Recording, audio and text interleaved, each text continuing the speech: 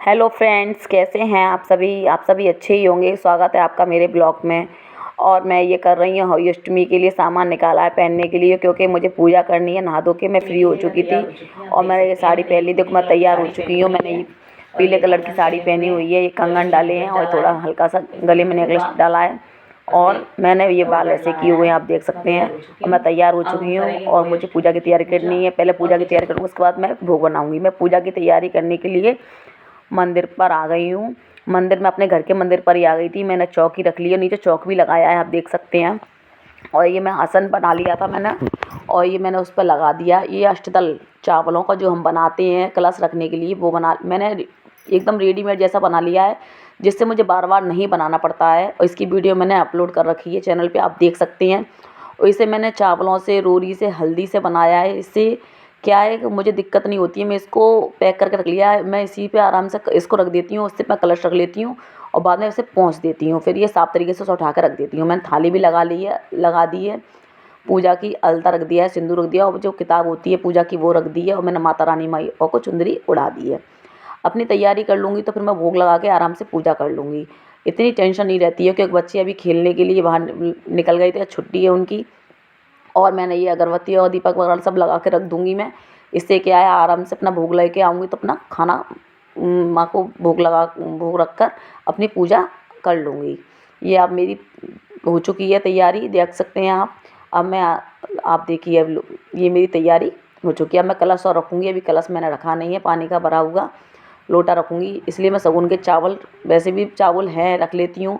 ये अष्टदल है, मैं इसी पे अपना लोटा रख दूँगी पानी से भरा हुआ। देख सकते हैं आप, मैं आपको नज़दीक से दिखा देती हूँ। देखिए अष्टदल बना हुआ है। आप भी इस तरीके से बना लीजिए, बहुत ही आसानी हो जाती है। क्या है कि चूहे वगैरह बहुत होते हैं, खींच खींच के चावलों को बकते हैं। इस तरीके से बना के मैंने रखा है तो मुझे टेंशन बिल्कुल भी नहीं होती, आराम से रखा रहता है। ना चावल फैलते हैं ना कुछ होता है। और बहुत अच्छे तरीके से बनाया, आप इसे ज़रूर बनाइएगा, बहुत काम की चीज़ है ये। और मैं आके अपना हलवा बना रही थी।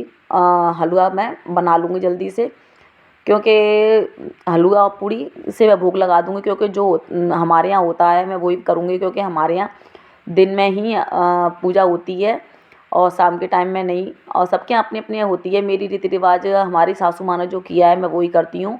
और मैंने पूड़ियाँ निकाल ली हैं, गाय की भोग भी निकाल दिया था मैंने।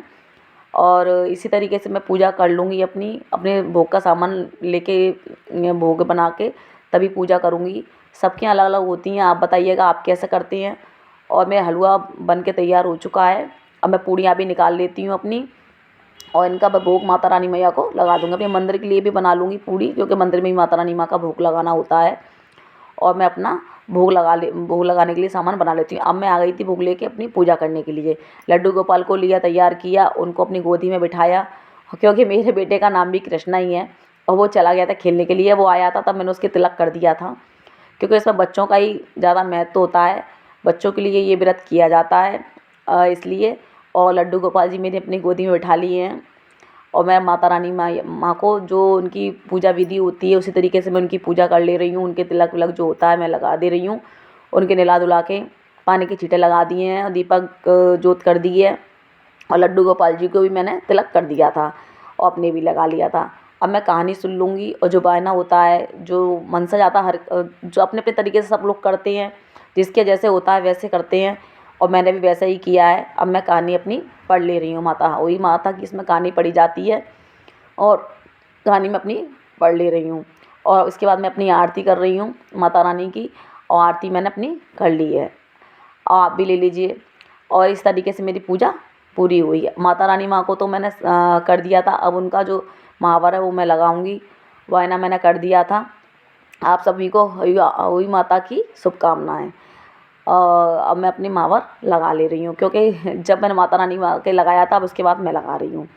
अब आप देख सकते हैं कि मैं इसको लगाने के बाद अपना और भी जो काम है वो करूँगी। सब्ज़ी मैंने अभी बनाई नहीं थी, क्योंकि सब्ज़ी मैं पूजा करने के बाद फ्री होके बनाऊँगी। क्योंकि एक सब्ज़ी तो मैं बना दी थी और एक सब्ज़ी मैं बाद में बना लूँगी। क्योंकि क्या है, इतना सुबह नाश्ता बन ही चुका था, बच्चों ने कर लिया था नाश्ता, तो इतनी टेंशन मुझे थी नहीं। क्योंकि आराम से फ्री होके काम करो तो टेंशन नहीं रहती है। बच्चे नाश्ता कर लेते हैं तो ये दिक्कत नहीं रहती है, फिर आराम से अपनी पूजा करते रहो। देखिए मैं मावर लगा चुकी हूँ और तैयार भी मैं हो चुकी थी पूरी तरीके से। अब चलिए ऊपर चलते हैं छत पे। अर्घ देने के लिए जाऊँगी मैं। आप देख सकते हैं, बताना मेरी साड़ी कैसी लगी आप लोगों को। येलो कलर की साड़ी और रेड इसमें कॉम्बिनेशन है। आपको कैसी लगी प्लीज़ कमेंट में बताया करिए, और प्लीज़ मेरे चैनल को सब्सक्राइब कीजिए। और भी अच्छे अच्छे ब्लॉग लेके आऊँगी। चलिए छत पे चलते हैं अर्घ देने के लिए। हमारे यहाँ दिन में ही अर्घ दिया जाता है सूर्य भगवान को, और बहुत से लोगों के यहाँ शाम को भी देते हैं, लेकिन जो हमारे यहाँ होता है मैं वो कर रही हूँ। और किस किस क्या ऐसे होता है बताना। सादा सिंपल तरीके से ही पूजा होती है हमारे यहाँ। और मैं अर्घ दे रही हूँ सूर्य भगवान को अपने। और ये आप पाइप देख रहे हैं, क्योंकि हमारे छत पे से ही पानी भरा जाता है इधर से, तो मैं इस पाइप को भी ऊपर से ही ले गई थी, तो उठाना पड़ता है बार बार इसको। आप ऊपर का नज़ारा देख सकते हैं किस तरीके से है। और मैं आप नीचे आ गई थी। अब मैं कपड़े चेंज कर लूँगी, क्योंकि मुझे किचन में काम करना था, इसलिए मैं कपड़े चेंज कर ले रही हूँ। मैं कपड़े चेंज करके अपना खाना पीना बना के आ गई थी। और बच्चों को क्या है, पूड़ियाँ नहीं खानी थी, तो उन्होंने अपने लिए पिज़्ज़ा ऑर्डर किया और पिज़्ज़ा मंगाया। आप भी खा लीजिए पिज़्ज़ा।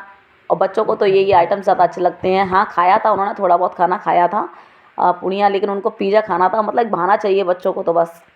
तो उन्होंने अपनी मस्ती करते हुए अपनी होली अष्टमी मनाई। और आप लोगों की कैसी रही, इस ब्लॉग को मैं यही अंत करती हूँ। तब तक के लिए बाय बाय।